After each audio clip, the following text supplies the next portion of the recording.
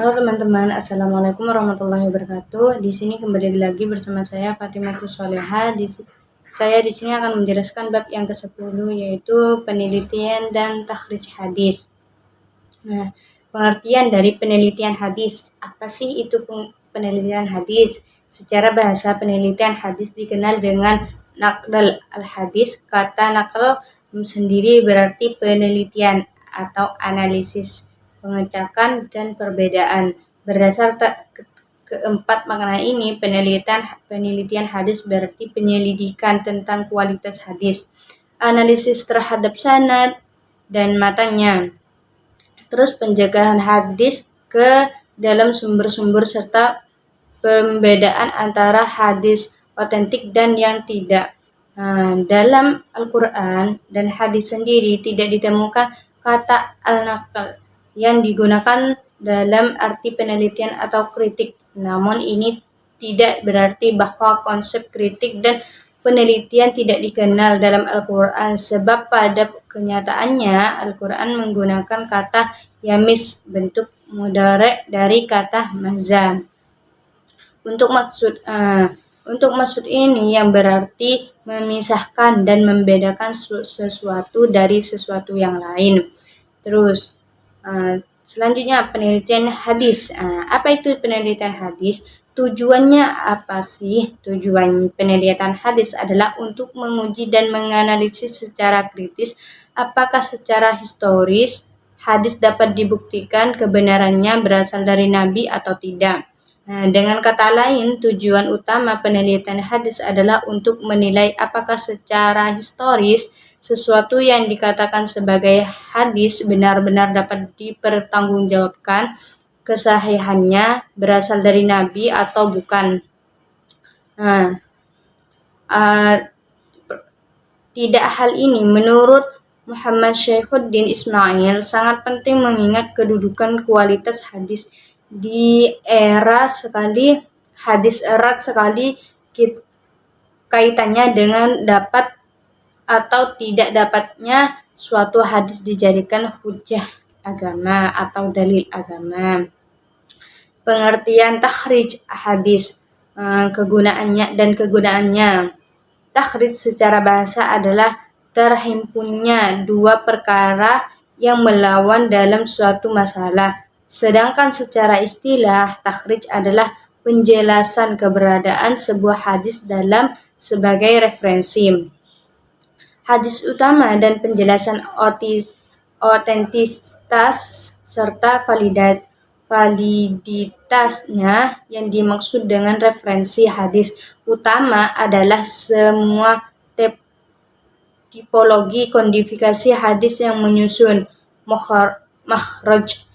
makhrajnya mendatang hadis tersebut dengan sanadnya sendiri, maka tidak dibenarkan merujuk kepada kumpulan hadis yang disusun tanpa ada sanad karena inti kejadian hadis merupakan gabungan analisis sanad dan matan hadis. Sedangkan maksud dari penjelasan otentitas dan validitas hadis adalah menentukan derajat hadis dan diteliti apakah sahih, hasan, dhaif, dan maudhu. Terus metode takhrij hadis. Di sini ada menggunakan beberapa metode, yaitu yang pertama mengetahui sahabat yang meriwayatkan hadis yang diteliti. Metode ini memiliki kelebihan dan kekurangan.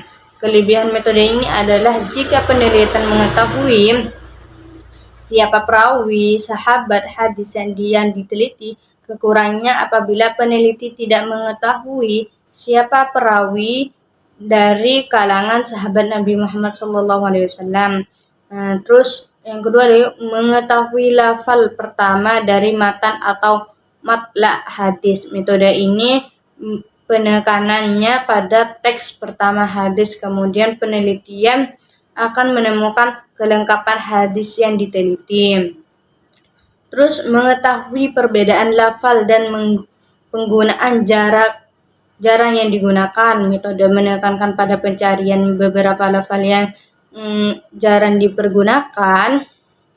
Terus dengan cara mengetahui Tema pokok suatu hadis. Metode ini menekankan pada pencarian tema sentral sebuah hadis yang hendak diteliti.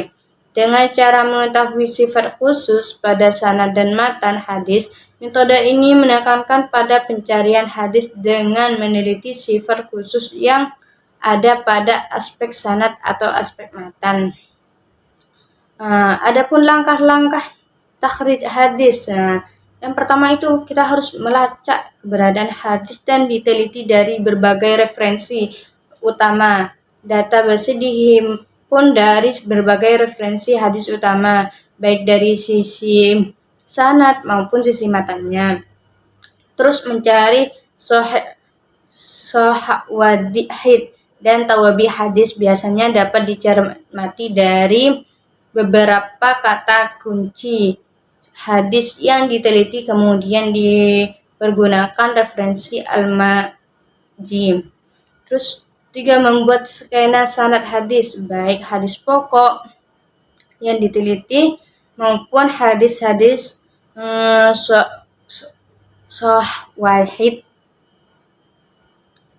Terus memaparkan aspek syawahid dan tawabi yang dapat dicermati dari skena sanad dan dari skena sanad hadis tersebut.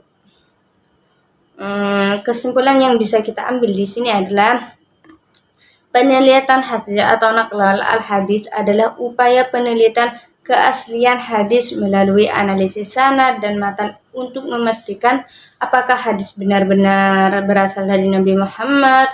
Tujuannya agar hadis yang digunakan sebagai hujjah atau dalil dapat digunakan dipertanggungjawabkan. Sedangkan takhrij al-hadis adalah penelusuran sumber hadis dalam kitab-kitab utama serta penentuan derajatnya sahih, hasan, dhaif atau maudhu. Keduanya berfungsi menjaga kemurnian ajaran hadis. Sekian presentasi dari bab 10 ini. Assalamualaikum warahmatullahi wabarakatuh.